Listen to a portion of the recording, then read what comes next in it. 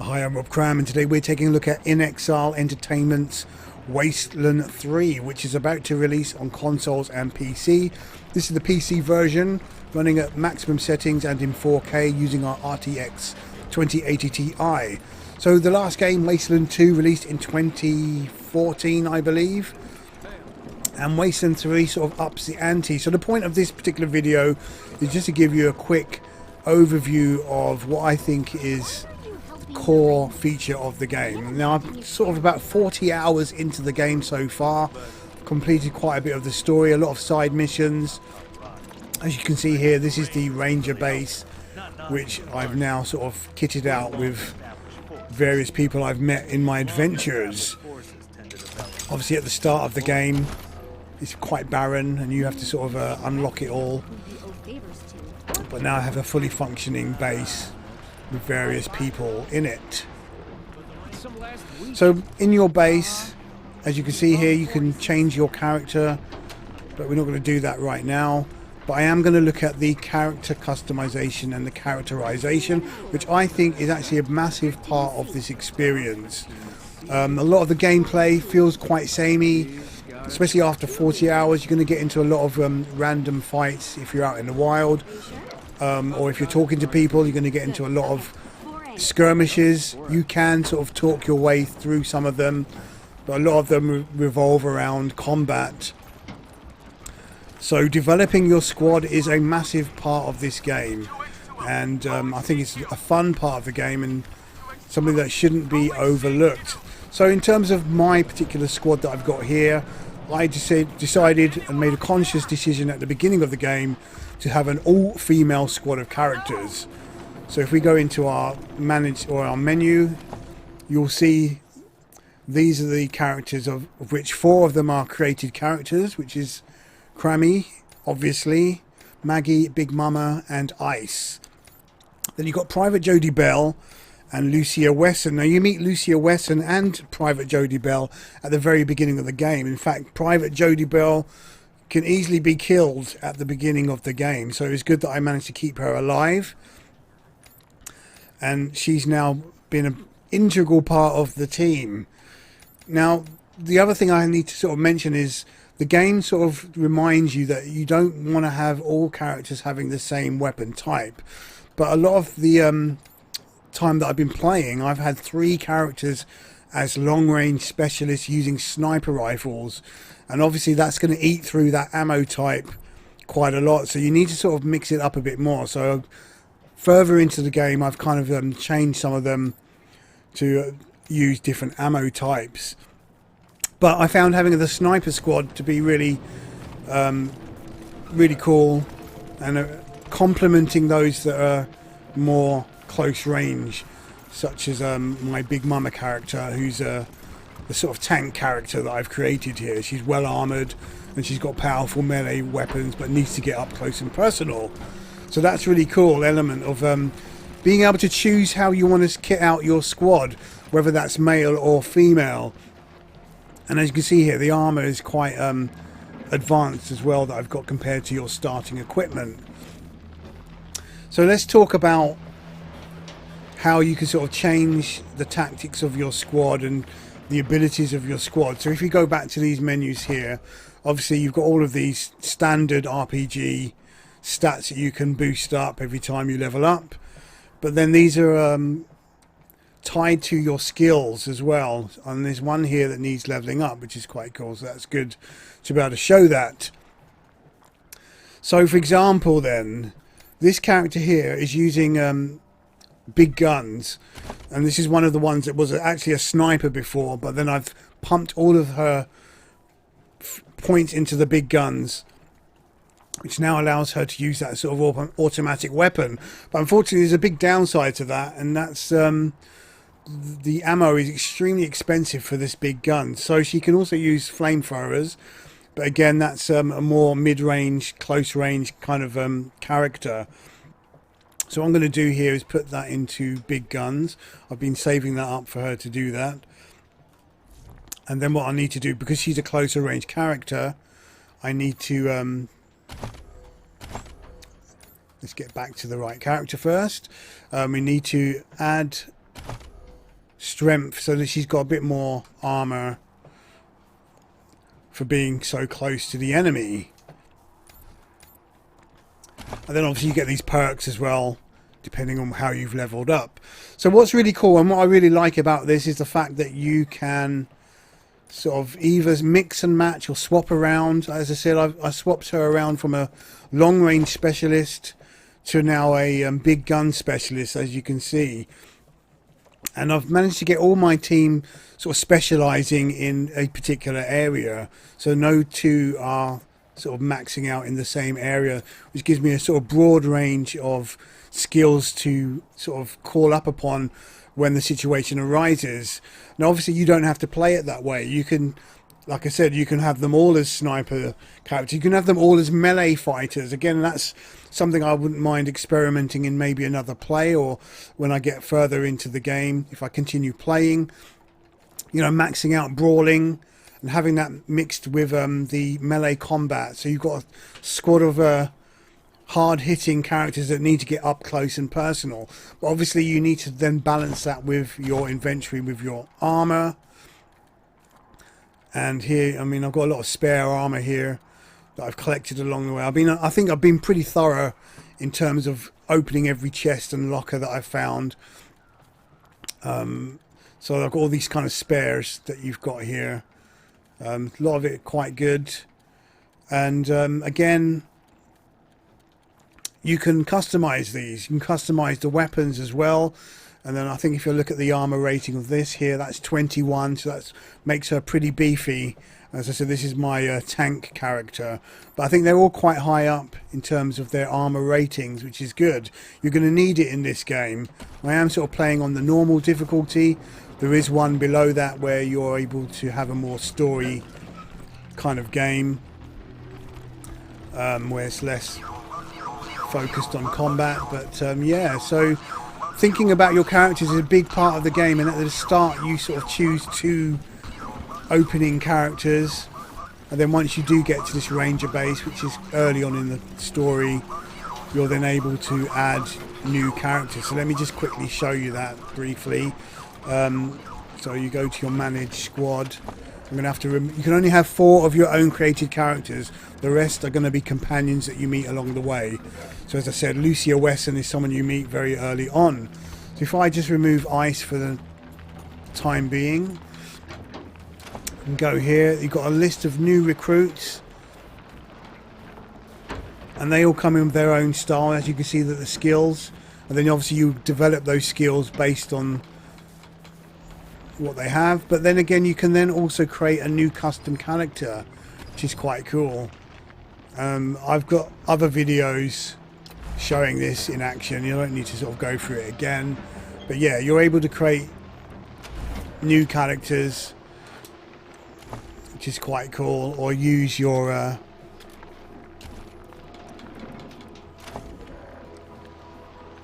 companions that you've found along the way. So let's just move her back in position. Again, you can move them where they stand, which is quite cool. Confirm. Right, so yeah, so I mean, I picked up this little robot here as well as a companion. That's part of the story, depending on your actions. So let's talk about that as well. Your actions play a big role in how the overall story dictates. It's a kind of game where you're going to please Peter but then piss off Paul at the same time. And I think I've tried to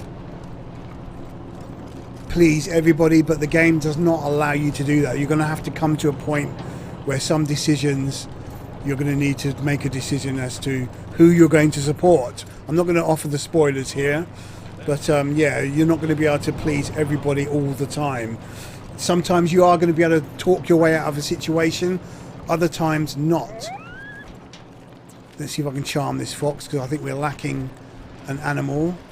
And I found that animals are really, when you sort of level up that skill, they can really save the day. I've had some times when the animal, is a cat for example, has really kind of kicked ass, and it's just great when you see your animal companion killing one of the enemies at a crucial point in the game. So that's cool. Now this guy here, he's been a bit weird. I've rescued him with no sort of conversation or anything, and since then he's just followed us around. But I'm sure he's a key part of the game or the story. At some point he's going to start talking as to what his role here is, but he just seems to follow us around at the moment. So yeah, this is Ranger Base, and obviously you can kit it out with your people that you found on the way. I mean, some of these people are here that I've met in the story, and I've asked them to join us at the base here, which is what you kind of have to do at the beginning.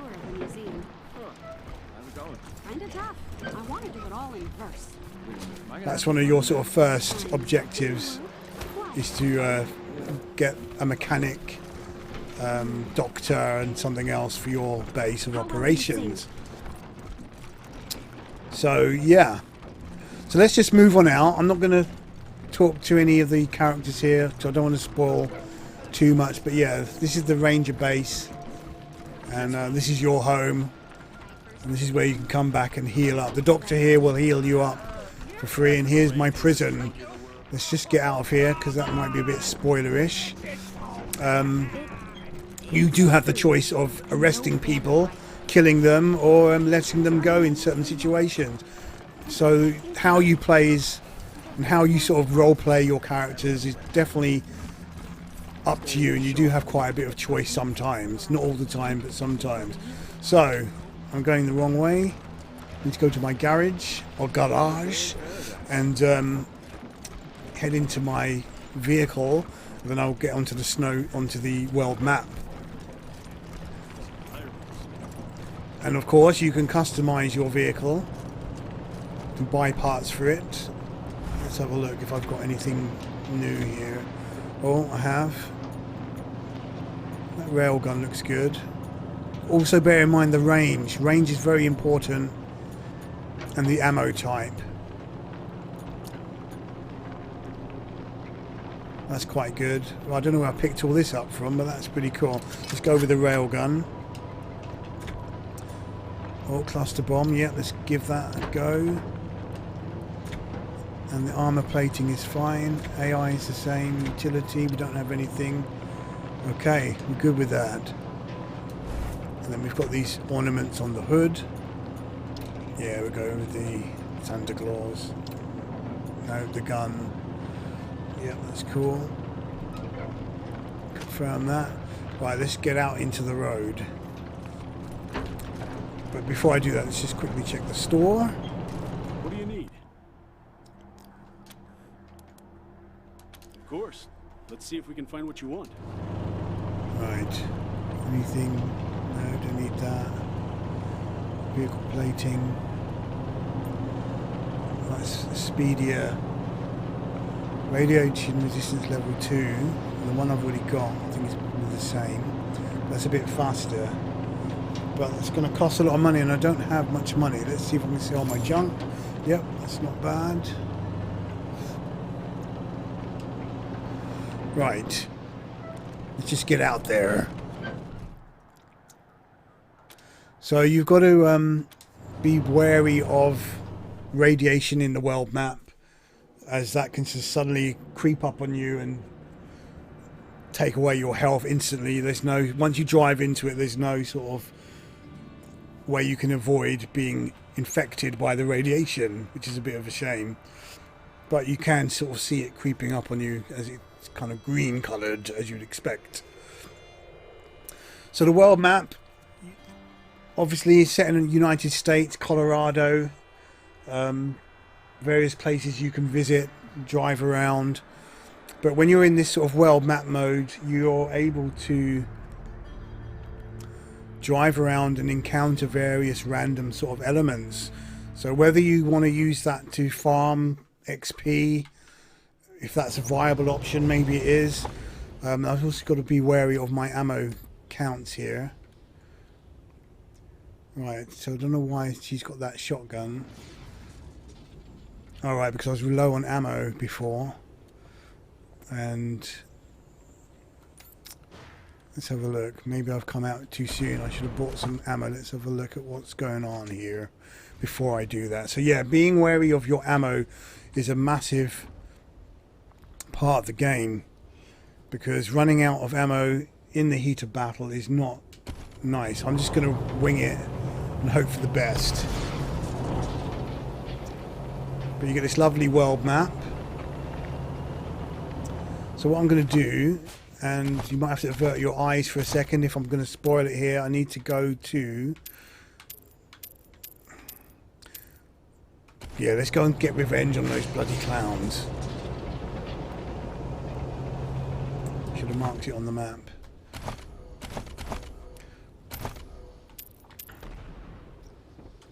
That's it. Right. Let's go get them clowns. So this will give you an idea of the combat system.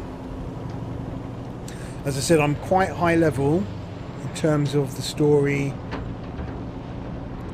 And luckily, I think the enemies don't necessarily scale with you.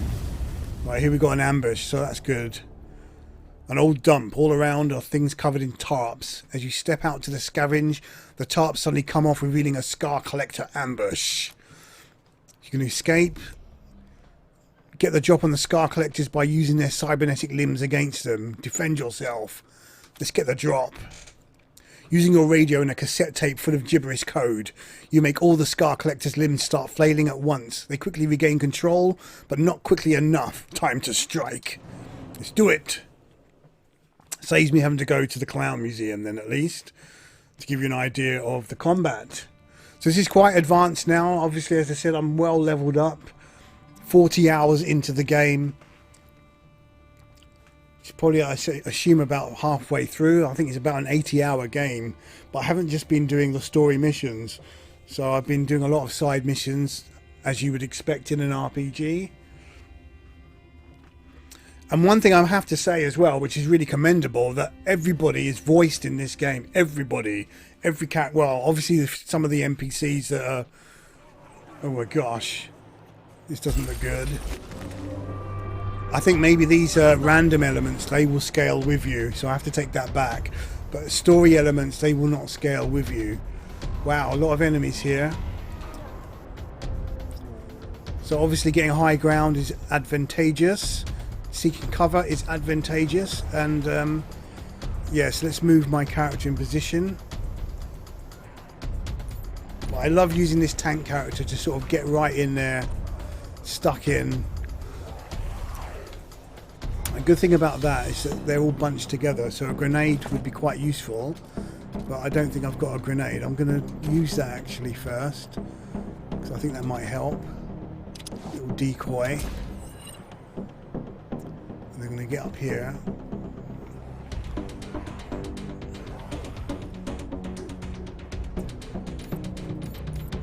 So again, as I said, how you play is entirely up to you, how you've got your character set up.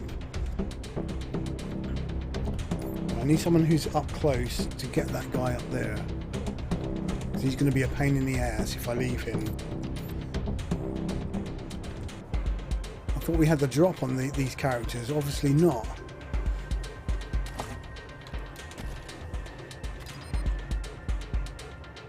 He's a bit out of range. Yep.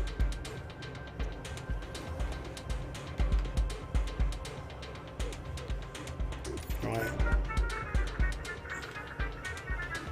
So I've got the wrong weapon here, haven't I? Bomb throw and oh gosh, not enough.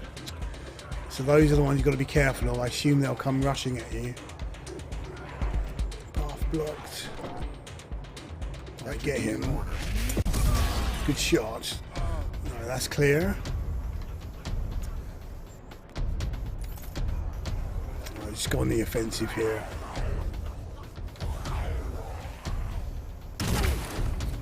Oh, typical. Yep, and I've got no sniper ammo. There was a reason why I was back at base. So you can sort of quick save and quick load. Luckily. Alright, so you're going to have to get a bit closer for that to work. There's so many of them there. And nobody's got grenades. Oh, that might be useful. Right.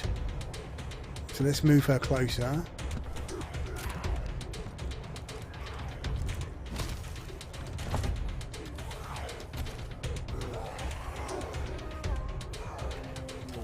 See how you like this? Well, they're quite resistant to that. And then just move her out of the way. Behind cover.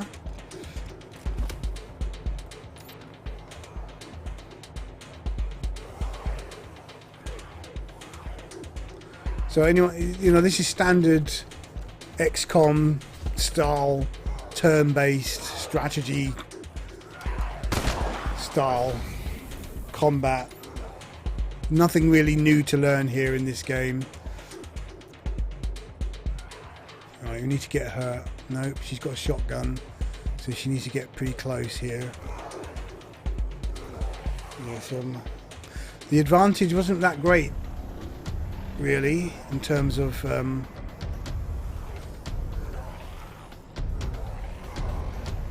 going to take a risk here and put her out in the open, so at least she can get a shot off on some of these.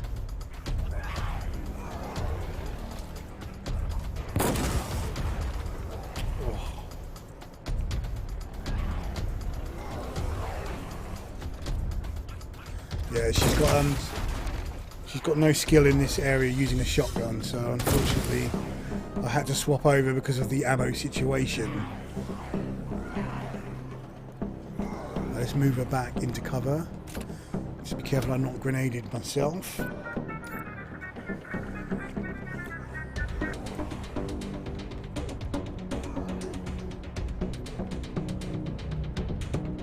Let's get him up there. Right. Yeah, she's got plentiful ammo. Swap over the weapon. She just needs to get there into cover.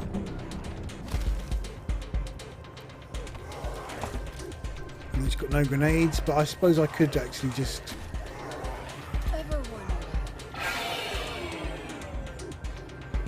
equip her with a grenade. That's what's quite cool about this. Right. Piercing shot might be good.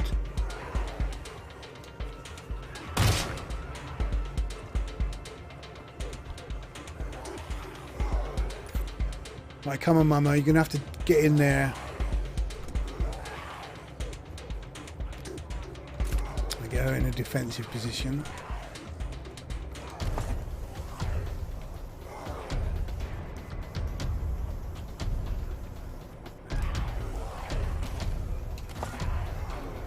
Right. Save those points up.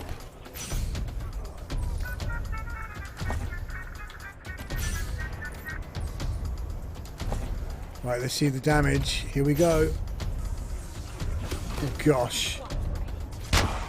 Yep, he's still alive. Yeah, they're quite weak armoured by the looks of it.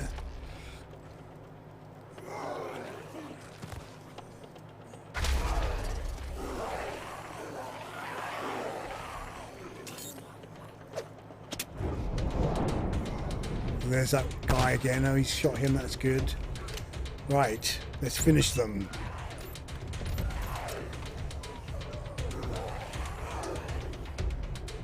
Who are we going to go for? Let's get Big Mama in action first. That's one down.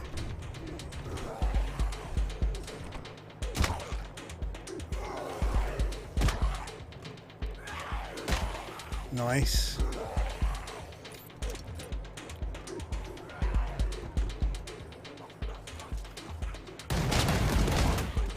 Yeah, they're quite weak, these characters, so it's not too bad.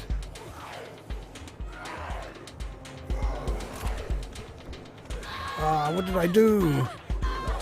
That was stupid.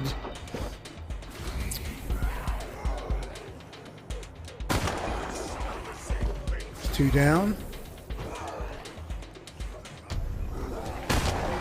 3 down already, that's good. Just get her out of the fire. Well, she's in the fire now.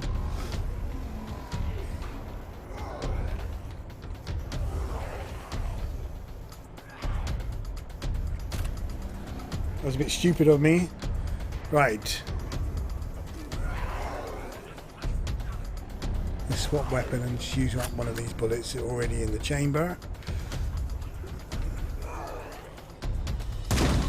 Good shot.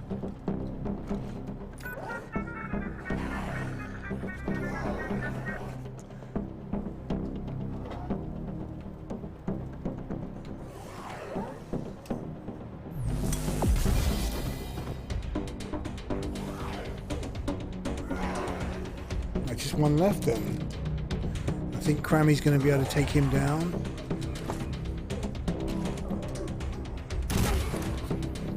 Not quite.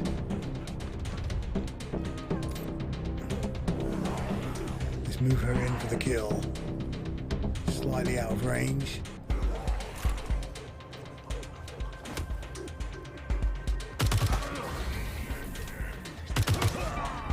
Yeah, so I made light work of those. I mean, look, our squad is hardly damaged from any of these.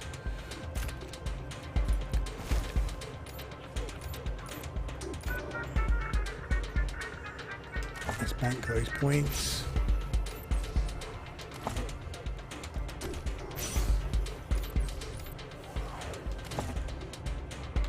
I mean, you can swap weapons. I think, again, that's also something to bear in mind, that you can... What you can do is swap over to a different weapon. Like, for example, now that only uses 3 AP, so I'm able to actually use it if anyone was in range. So put her on ambush. But I don't think these guys are going to be too much of a problem.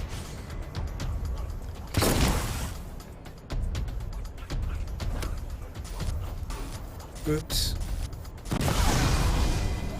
One down. We have a man down. I mean, it's nice that you can get really close to the action, which is cool. Forward to death. Suffer the same fate.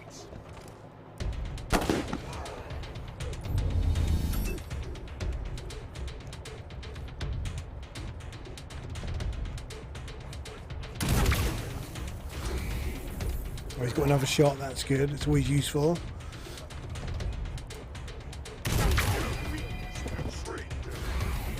Yeah, so if your luck stat is high, then obviously you can sometimes get an additional attack, which is very useful.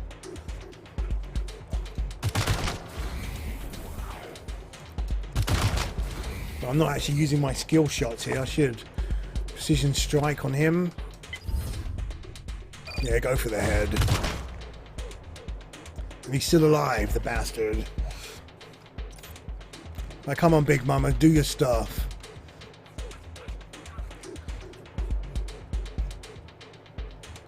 Take him out of the equation. Always get them out of the equation. Always focus on the deadliest enemy first. And always be consistent with your attacks, so they don't have another attack on you on the next turn.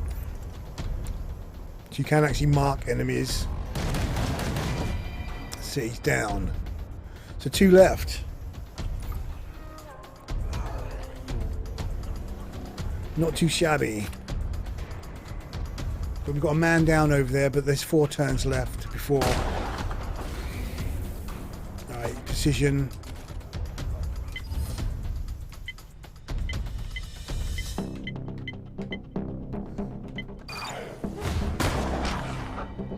Good kill.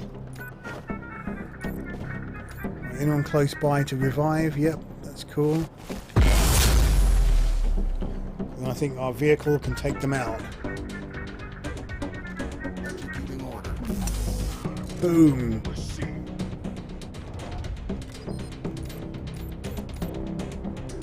Right, can she do it?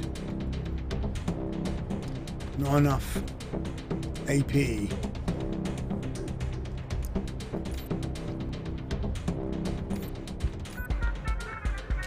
Let's just bank that.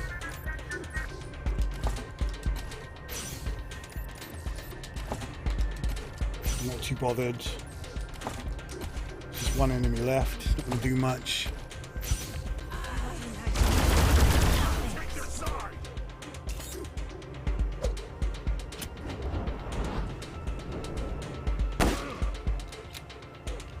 Awaiting orders. Okay, Big Mama, you're up.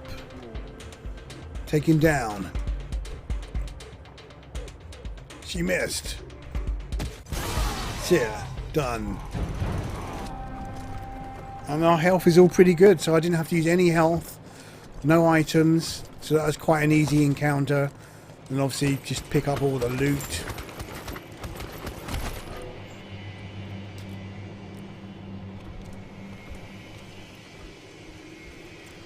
And leave, that's good.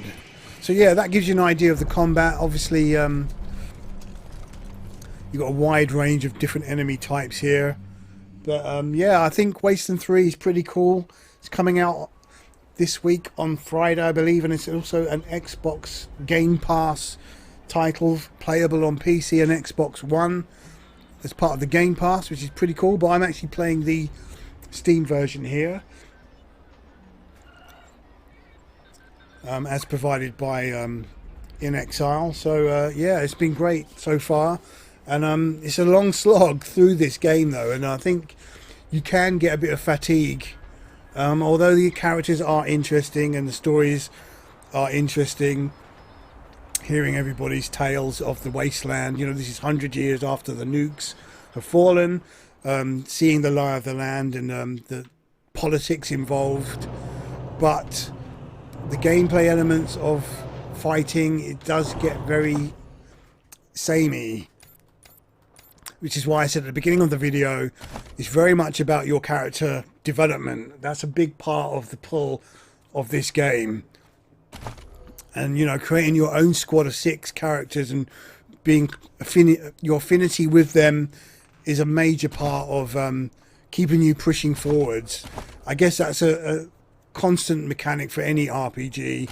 But I think here you've got a little bit more control over that, in terms of their development and what direction you want them to take, which I think is really awesome. And I really like it. I think I like the upgrade in the visuals compared to Wasteland 2, and yeah, it feels all familiar ground. So yeah, I'm happy with this game, and I'll do a full review in due course.